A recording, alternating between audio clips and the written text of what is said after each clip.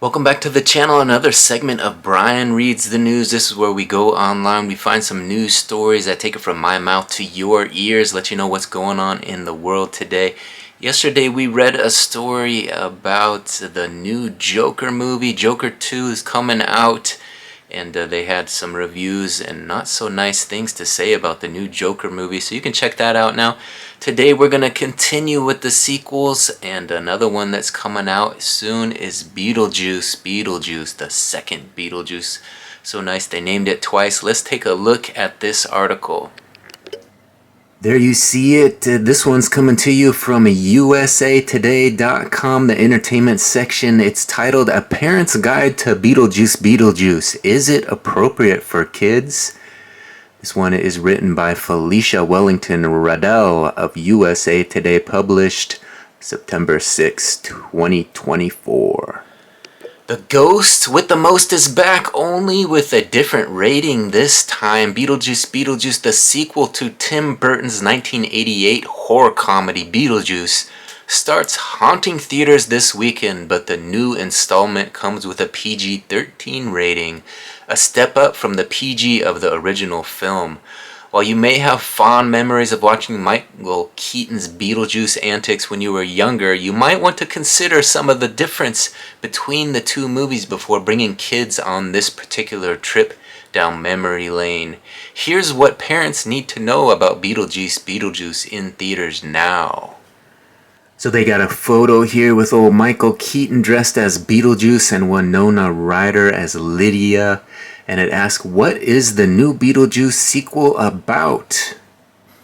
In Beetlejuice Beetlejuice, Dahlia Dietz, Catherine O'Hara, and Lydia Dietz, Winona Ryder, and Lydia's daughter, Astrid, played by Jenny Ortega, return to the fictional town of Winter River after a family tragedy. The movie might be named Beetlejuice, Michael Keaton, but the relationships between Lydia and Astrid, and really all three women, as they deal with loss and each day is very central to the plot. They ask next, why is Beetlejuice Beetlejuice rated PG-13? It says the movie has been rated PG-13 for violent content, bloody images, strong language, drug use, and suggestive material. Some of the violence is cartoonish, but hijinks don't exactly hide blood spurting from injuries or demon babies crawling around, leaving gore and grime. In addition to the ghosts, ghouls, and their deadly deeds throughout the film, Beetlejuice still pines after Lydia, expressing his so-called affections in increasingly inappropriate and questionable ways.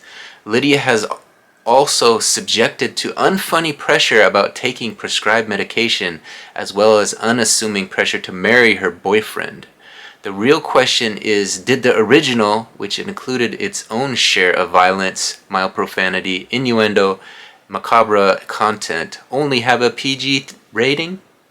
So basically they're asking, why did the first one have a PG rating and this one is PG-13 when it's both contains all that same subject matter? So that's the question they're posing here. Is it okay to take kids to see Beetlejuice Beetlejuice? It continues on. It almost feels odd saying this since I saw the original film when I was pretty young and happily rewatched it each fall ever since, but I wouldn't recommend this sequel for children ages 10 or younger, they say.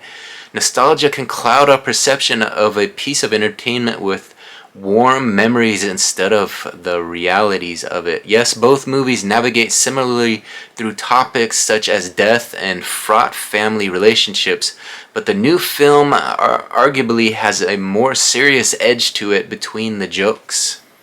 They continue on to say, with the silly mixed into the spooky, it can be easily to forget that these are horror films, and Beetlejuice Beetlejuice is decidedly bloodier and more grotesque than its predecessor. Preteens may find the film's wackier moments amusing, especially if they enjoyed the original or similar horror fare, but the movie's more somber moments around the family's loss and the artistic homages in some of the scenes might be a little harder to follow or appreciate. So there you have it. That's the end of the USA Today article on Beetlejuice Beetlejuice. They're just kind of giving you a little bit of a warning, you know, kids under 13 might not want to go to this one. It's not really a family-friendly film. Although you might remember the old one as being more friendly since it was rated PG. This one kind of ups the ante a little with the antics, and could be something you want to avoid for your kids at a younger age. So I don't know.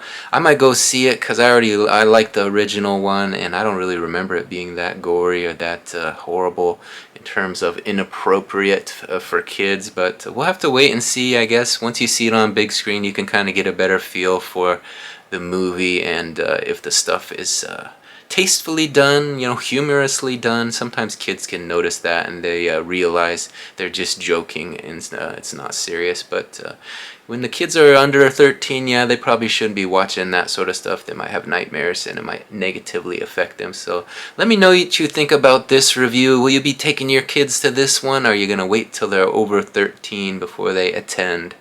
Thanks again for watching this another segment of Brian Reads the News. Beetlejuice Beetlejuice in theaters now. Go have a look.